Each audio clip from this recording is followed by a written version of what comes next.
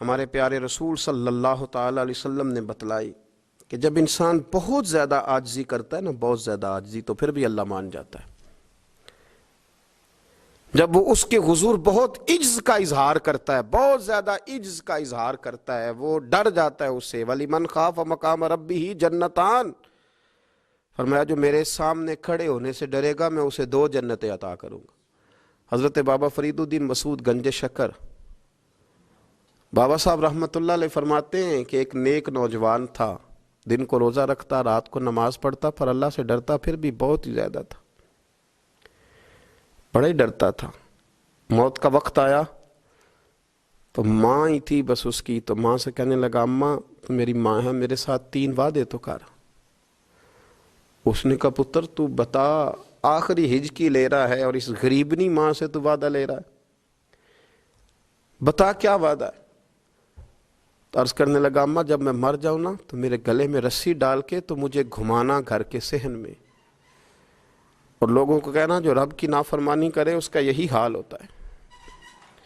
یہ اعلان کرنا جو اللہ کے نافرمان ہوں ان کا یہی اشر کیا جانا چاہیے۔ اور اماں پھر دوسرا وعدہ کر،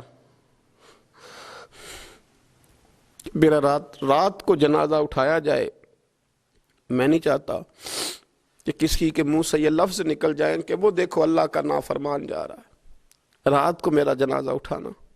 اور اماں تیسرا میرے ساتھ وعدہ کر کہ لوگ مجھے دفن کر کے آ جائیں گے تو میری قبر پہ چلی جائے گی، عمل میرے پاس کوئی نہیں، پر مجھے لگتا ہے ماں کے قدموں کی برکت سے عرش کا مالک بھی رحم فرمائے گا۔ اماں تو وعدہ کر کہ میرے ساتھ وعدہ کر۔ بابا صاحب رحمۃ اللہ علیہ فرمانے لگے کہ بوڑھی ماں نے وعدہ کر لیا، کہا بیٹے ٹھیک ہے، اگر تیری یہی ضد ہے تو میں تیار ہوں۔ پھر اس نے کلمہ شہادت پڑھا، اس نوجوان کی روح پرواز کر گئی، بوڑھی ماں نے رسی منگائی تو وَلِمَنْ خَافَ مَقَامَ رَبِّهِ جَنَّتَانِ، جو ڈر جائے، اس نے تو کہا تھا نا کہ رسی ڈال کے گھمانا اور کہنا یہ اللہ کا نافرمان ہے، اس کا یہی اشر ہونا چاہیے تھا۔ لیکن جب ماں گلے میں رسی ڈالنے لگی تو گھر کے ہر کونے سے آواز آنے لگی، خبردار یہ رب کا دوست ہے، اللہ کے دوستوں کے ساتھ اس طرح کا معاملہ نہ کیا جائے، اسے چھوڑ دیا جائے۔ اور کہا تمہیں کچھ بھی اور کرنے کی ضرورت نہیں ہے، یہ تو رب کا دوست ہے اور رب کی بارگاہ میں حاضر ہو گیا۔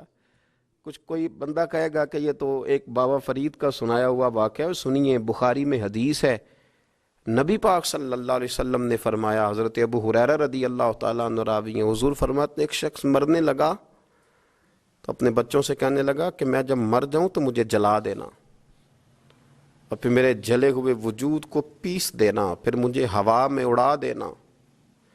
پتر مجھے اڑا دینا، مجھے بڑا ڈر لگتا ہے، اگر رب نے مجھ سے حساب پوچھا تو میں قابل نہیں ہوں، اڑا دینا مجھے ہواؤں میں۔ اگر اس نے مجھ سے عذاب لیا تو حساب لیا تو بڑا سخت حساب لے گا۔ حضور فرماتے ہیں، بخاری میں موجود ہے، اس کے بچوں نے اسی طرح کیا، اس کے مرنے کے بعد اسے جلایا، ہوا میں اڑا دیا۔ اللہ کے محبوب فرماتے ہیں رب کریم نے حکم دیا زمین کو کہ اس کے ذرات کو جمع کرو، زمین نے ذرے جمع کیے، خدا نے حکم دیا تو اس کا وجود پھر سے اسی شکل میں آیا۔ تو رب کریم نے فرمایا یہ جو تو نے وصیت کی تو کیوں کی؟ اللہ جانتا ہے کہ نہیں جانتا؟ یہ کی تو کیوں کی؟ تو رو پڑا، کہنے لگا اللہ میرے اندر تو طاقت نہیں تھی تیرے سامنے کھڑا ہو کے حساب دے سکوں، تجھے منانے کے لیے تیرے خوف سے ڈر گیا، میں ڈر گیا۔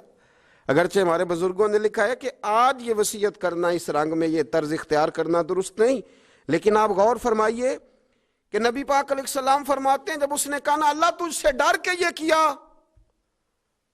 تو رب کریم نے فرمایا جا پھر میں نے تیری مغفرت کر دی۔